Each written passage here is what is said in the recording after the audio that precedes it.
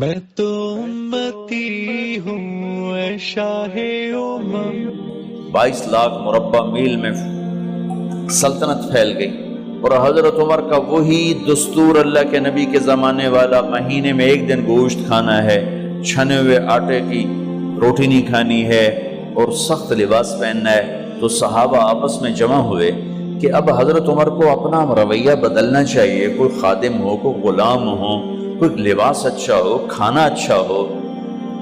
آپس میں بات، اچھا بھی کون بات کرے؟ حضرت علی نے فرمایا کوئی نہیں مانیں گے، کہا نہیں ہم بات کرتے ہیں۔ کہا اچھا کون بات کرے؟ تو سارے ڈر کے کہنے لگے ہم تو نہیں کرتے۔ اچھا بھائی کون بات کرے؟ چلو حضرت عائشہ سے کہتے ہیں، حضرت حفصہ سے کہتے ہیں وہ بات کریں، چونکہ وہ اللہ کے نبی کی بیگمات ہیں تو ان کا ضرور وہ خیال بھی کریں گے، پروٹوکول بھی دیں گے۔ تو ایک بیٹی ہیں حضرت حفصہ، یہ دونوں امہات المومنین تشریف لائیں۔ آپ اٹھ کے بیٹھ گئے۔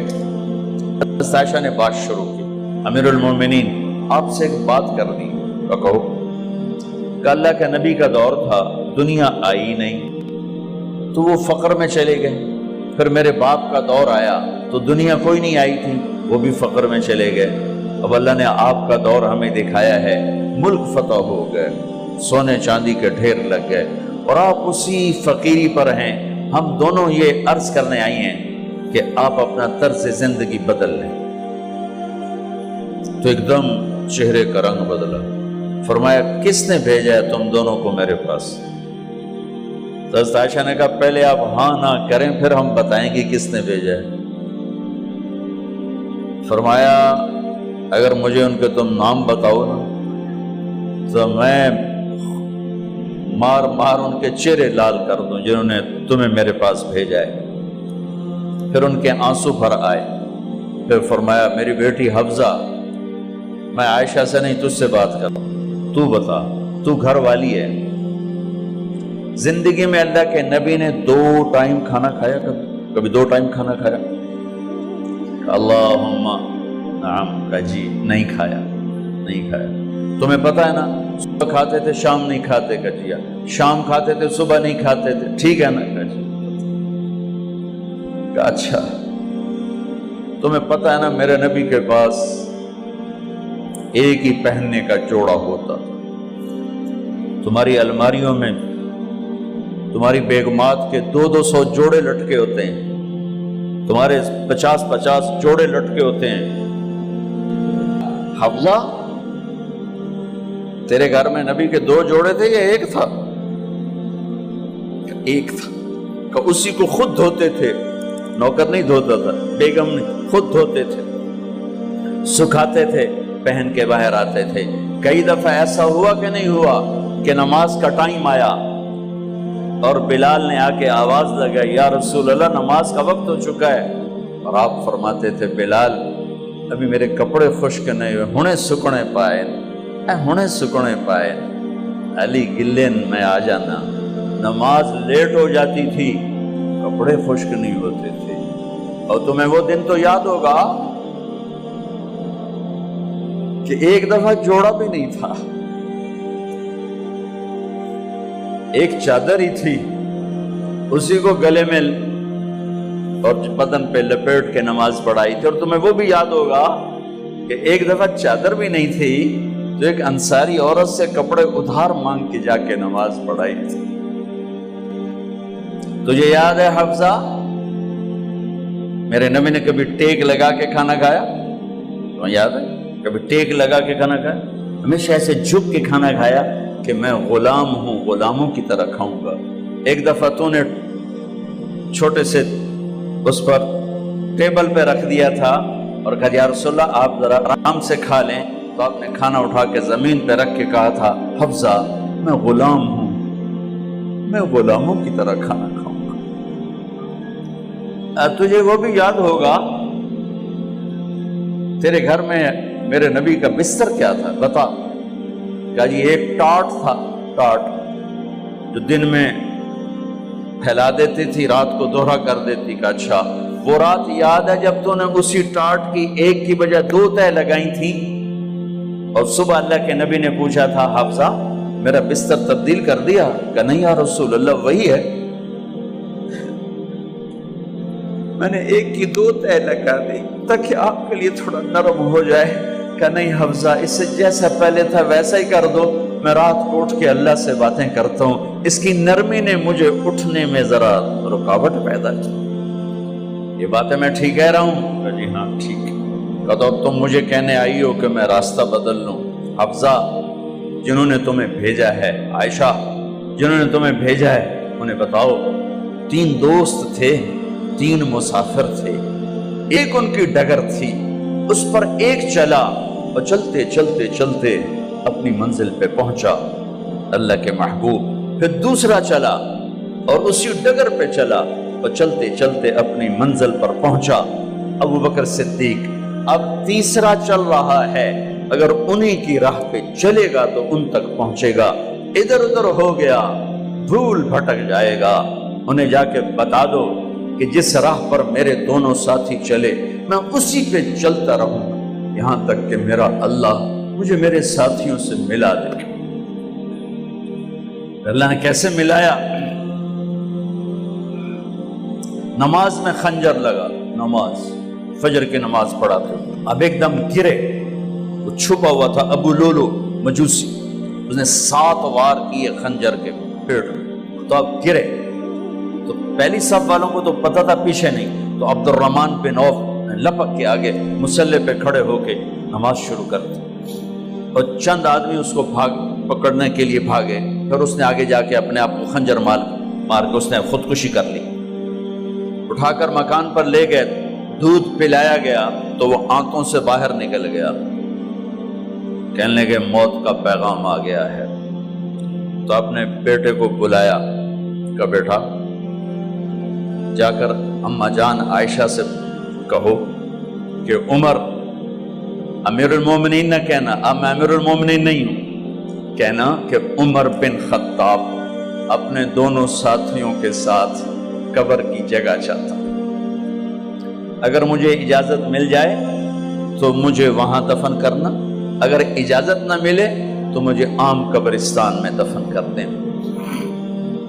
عبداللہ بن عمر تشریف لے گئے تو اماں عائشہ بیٹھی رو رہی تھی کہ اماں جان میرا باپ عمر بن خطاب اجازت چاہتا ہے قبر کی اپنے دونوں ساتھیوں کے ساتھ۔ تو حضرت عائشہ رضی اللہ تعالیٰ عنہ رونے لگی، پہلے بھی رو رہی تھی، کہا عبداللہ یہ جگہ تو میں نے اپنے لیے رکھی ہوئی تھی کہ میں اپنے خامند اور باپ کے ساتھ میں بھی ایک کونے میں سو جاؤں گی، لیکن اگر عمر کی خواہش ہے تو اس جگہ کا عمر مجھ سے زیادہ حقدار۔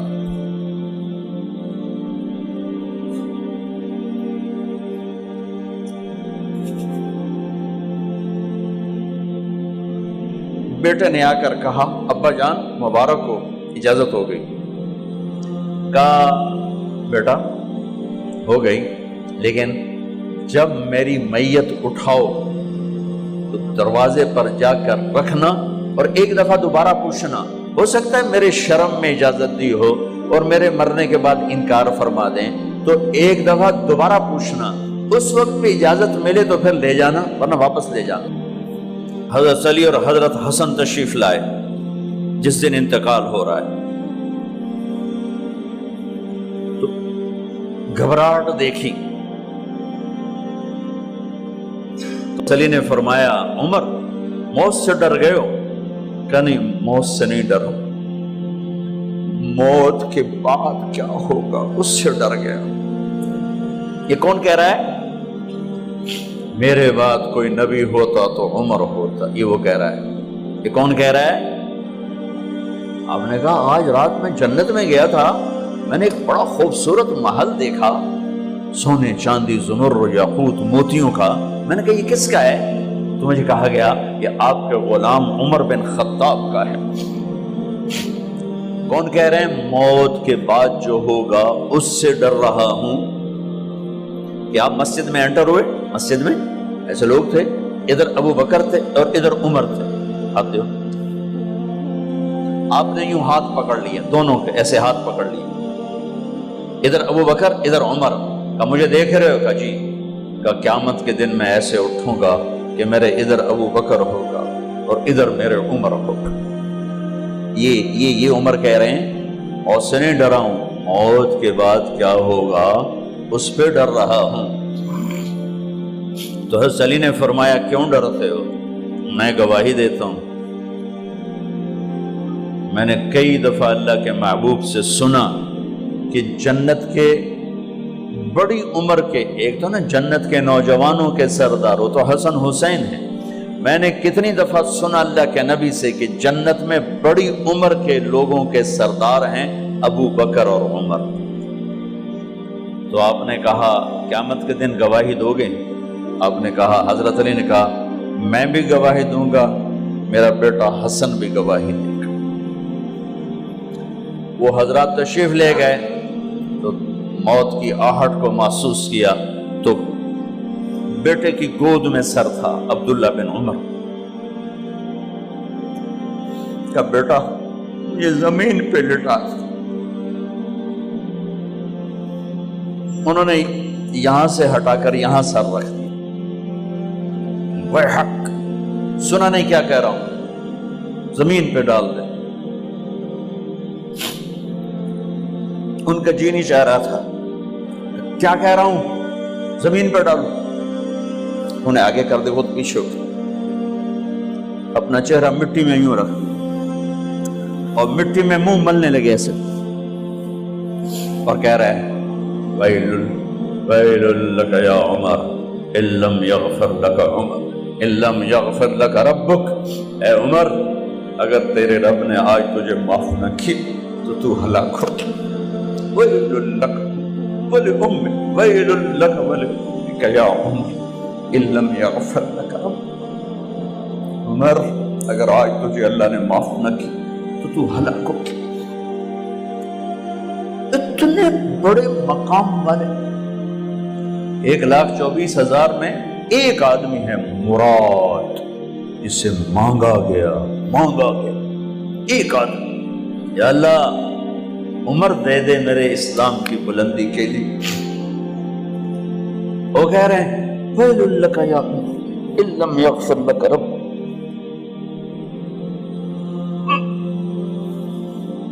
اے عمر تو برباد ہو گیا اگر تیرے رب نے تجھے معاف نہ کی۔ یہ کہتے جان نکل گئی۔ صہیب رضی اللہ عنہ نے آپ نے وصیت فرمائی تھی میرا جنازہ صہیب پڑھائے، رومی جنازہ پڑھایا گیا، کندھوں پہ اٹھایا گیا، اور آ کر اماں جان عائشہ رضی اللہ عنہ کے دروازے پر عبداللہ بن عمر، باقی تو کوئی پتہ نہیں تھا کسی کو، کبھی ٹھہر جاؤ جنازہ یہاں رکھ دو، پھر آگے بڑھے، دستک دی، اماں جان میرا باپ عمر بن خطاب دروازے پہ پہنچ چکا ہے، اندر آنے کی اجازت ہے۔ تو اماں جان عائشہ نے فرمایا مرحبا بعمر، ہم عمر کو خوش آمدید کہتے، اور باہر تشریف لے گئیں۔ وہیں حجرہ مبارک میں قبر کھودی گئی۔ عبداللہ بن عباس فرماتے ہیں کہ میرے کندھے پر کسی نے ہاتھ رکھا تو میں نے یوں پیچھے مڑ کے دیکھا تو جناب امام المتقین حضرت علی کھڑے ہوئے رو رہے تھے اور فرما رہے تھے عمر مجھے پتا تھا تیرے سوا یہاں کوئی نہیں آ سکتا، مجھے پتا تھا یہاں تو ہی آئے اور کوئی نہیں آ سکتا، چونکہ میں نے ہزاروں دفعہ سنا خرجت انا و ابو بکر و عمر دخلت انا و ابو بکر و عمر، میں نے ہزاروں دفعہ اپنے نبی کی زبان سے سنا میں اور ابو بکر عمر گئے تھے، میں اور ابو بکر عمر آئے تھے، میں اور ابو بکر عمر اندر گئے تھے، میں اور ابو بکر عمر باہر گئے تھے، میں نے اپنے نبی کے نام کے ساتھ تجھے اور ابو بکر کو اتنا سنا ہے کہ کسی کو نہیں سنا، لہذا مجھے پتا تھا تو اسی جگہ پہ آئے گا، تیری یہی جگہ ہے۔ میرے بھائی بہنوں، یہ وہ لوگ ہیں جنہوں نے رضی اللہ عنہ کا ٹائٹل جیتا اور پھر روتے روتے مر گئے۔ مجھے کیا خبر کیا ہونے والی، آپ کو کیا خبر کیا ہونے والی؟ بے شک میرا رب رحیم ہے، وہ اس کے رحم کے تو فعلی کام بنے گا، کیڑیاں تقریراں تے کیڑے علم، کیڑیاں نمازاں تے کیڑیاں سجدہ، کم تو اس کی رحمت پر بنے گا، پر یہ اعمال اس کی رحمت کو لینے کا راستہ ہیں۔ یہ بھی ٹھیک نہیں ہے کہ اللہ غفور الرحیم ہے، آپ ہی معاف کرے گا، یہ یزید اور حسین کو برابر تو نہ